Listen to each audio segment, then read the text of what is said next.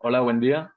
A continuación vamos a realizar la presentación del proyecto final para la materia Despliegue de Soluciones Analíticas, presentada por el Grupo 18, conformado por Cristian Ospina, Carlos Sánchez y quien les habla, Federico Higuera. Para la agenda de esta presentación, vamos a dar inicio a través del entendimiento de las dimensiones de los datos. Posteriormente, vamos a pasar a una explicación de las consultas estructuradas. En una tercera instancia, vamos a hacer una explicación de diagramas dinámicos con más de dos variables y finalizaremos la presentación haciendo una explicación del caso de uso de Trivago para su estrategia de flujo de datos con Kafka. Vamos a dar inicio entonces con nuestro compañero Cristian Ospina, quien nos explicará el entendimiento de las dimensiones de los datos. Buen día. Para explicar el entendimiento de las menciones de los datos, utilizaremos el informe que construimos para este propósito. Bien, lo primero que hay que mencionar es que contábamos con tres datasets, uno de viajes, uno de climas y otro de puntos de interés, para los cuales se realizó el perfilamiento. Vamos a explicar los pasos que se realizaron con el dataset de viajes. Lo primero que se hizo de manera rápida fue definir un formato adecuado y correcto para el tipo de variables de este dataset.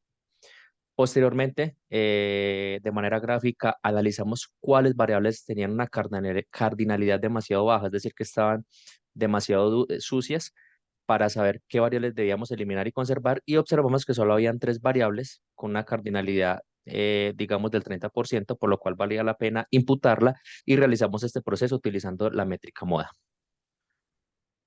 Posteriormente, más abajo, después de haber realizado la imputación de variables y de no haber eliminado ninguna variable, analizamos y realizamos un diagrama de correlación donde observamos que habían dos variables que estaban correlacionadas con un valor de 0,82, que era la altitud de la estación con la cual iniciaba el viaje y la latitud de la estación en la cual finalizaba. Digamos que más abajo, después de analizar estas variables de manera independiente, abajo por favor, observamos que de nuestra porción de dataset que seleccionamos, estas variables estaban correlacionadas porque habían muchos viajes que tenían una duración demasiado corta. Entonces hacían que existiera una correlación entre estas dos variables, y por esta razón decidimos no eliminarlos porque a pesar de que la mayoría de los datos de los viajes eran cortos, también habían unos que eran relativamente un poco más largos. Por último, se presentó un resumen de este dataset con estadísticas descriptivas relevantes. Ahora bien, después de haber hecho estos pasos para el dataset de viajes, realizamos lo mismo para el dataset de climas. Acá podemos ver que la mayoría de las variables estaban demasiado sucias y solo conservamos las que tenían una cardinalidad muy baja, que pueden ser las últimas seis que se presentan en la parte de abajo. Y vale recalcar que acá sí rescatamos y sí utilizamos las variables de temperatura que eran Tmin, Tmax y T promedio. Observamos que este dataset tiene un total de registros de 229.000, y acá lo que hicimos fue que de las tres variables de temperatura, la que estaba más limpia era Tmax, y por ende dejamos estos valores de esta variable Tmax.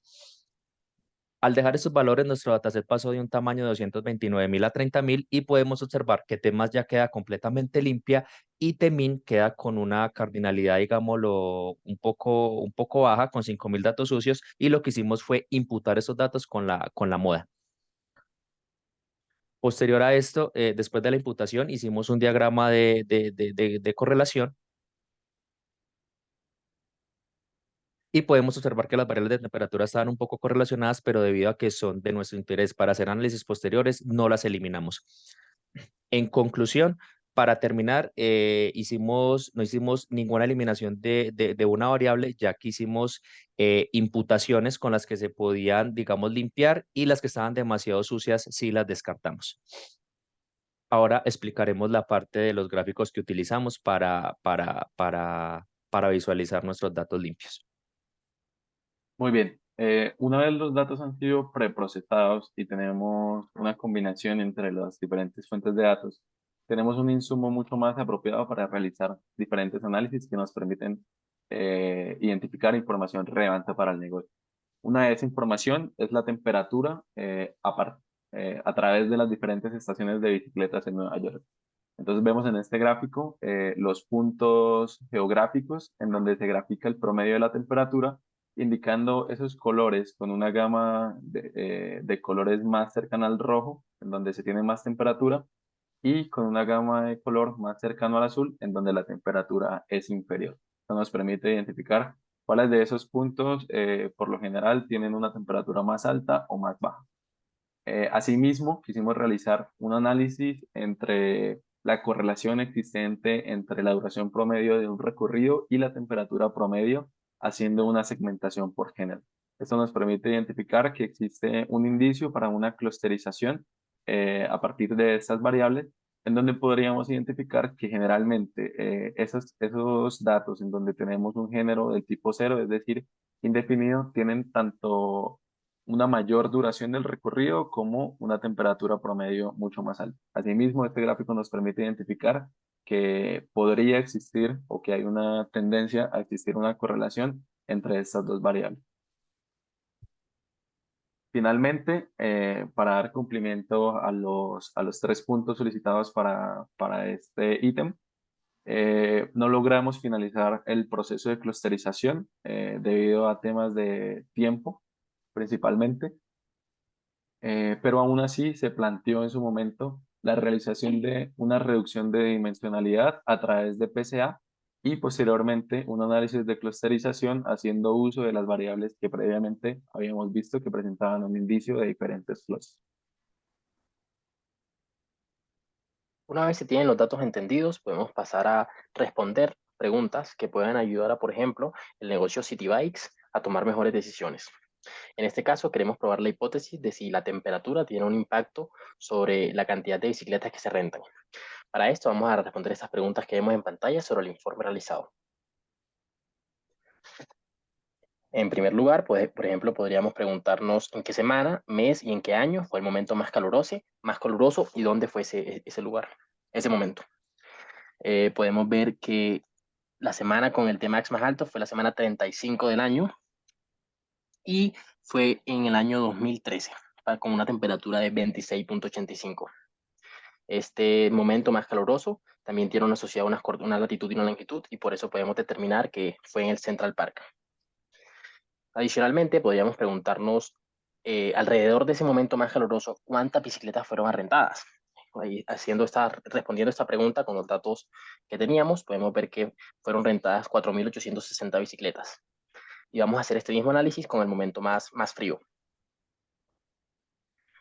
El momento más frío fue en el 2020 con una temperatura de 13 grados, y un poco más abajo podemos ver que la cantidad de bicicletas que se rentaron en ese momento más frío fue de una bicicleta, y ese momento más frío, como vimos un poco arriba, fue en Harrison. A partir de esta conclusión, podemos ver que la temperatura de repente sí tiene un impacto sobre sobre la cantidad de bicicletas que se rentan en el año. Y a continuación vamos a ver la temperatura promedio que hay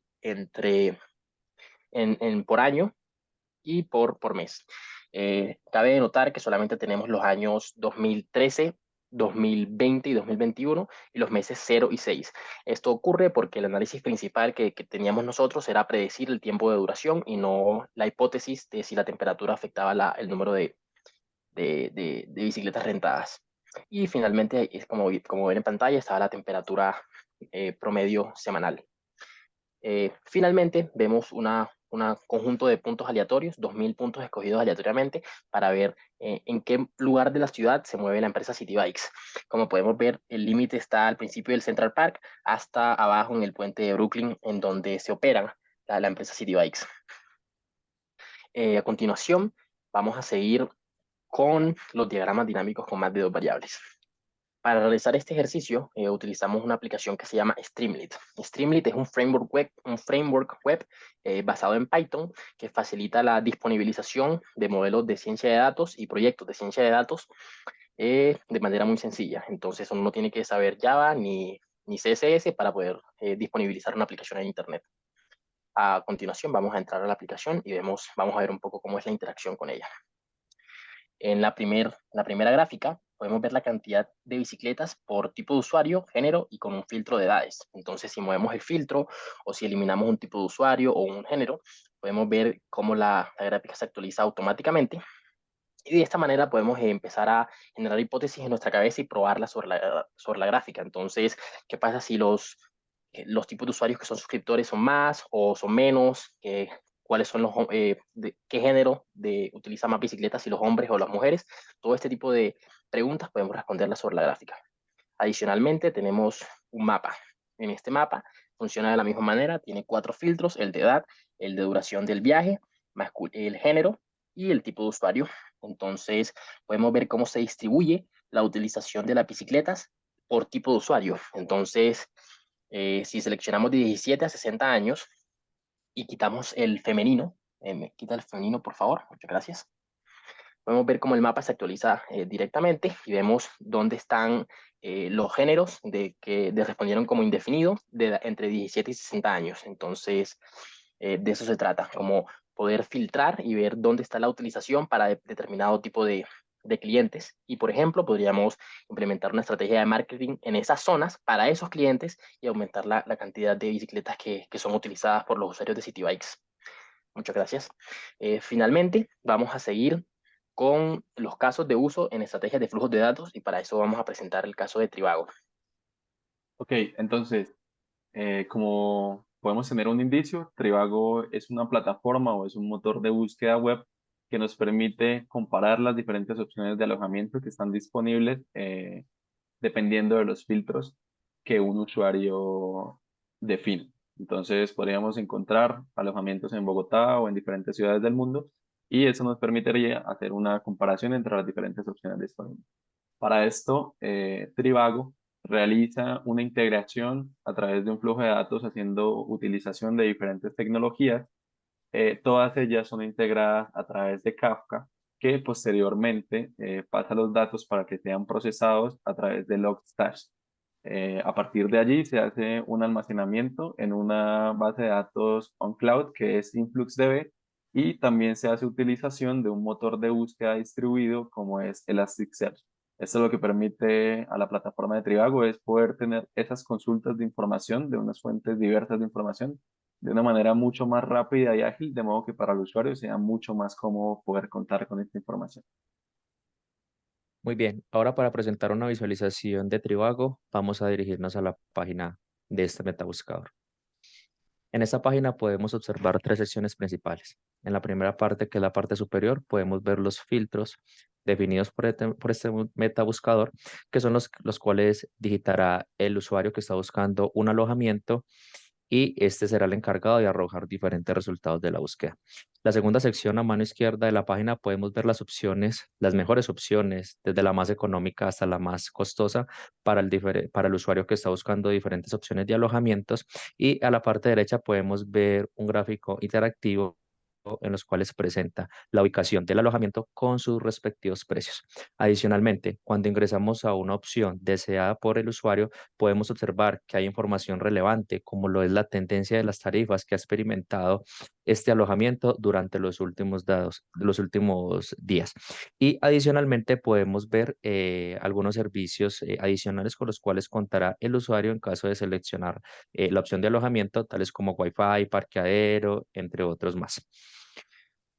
Con esto damos finalización a esta presentación. De manera general y como conclusión general, queremos decir que para futuras implementaciones de este proyecto nos gustaría utilizar la totalidad del porcentaje de los datos, pero que para esta vez no lo pudimos hacer por limitaciones de tiempo y de costo computacional, pero creemos que tuvimos un acercamiento a lo que es el Big Data en ciencia de datos. Muchas gracias y hasta una próxima oportunidad. Por su atención, muchas gracias.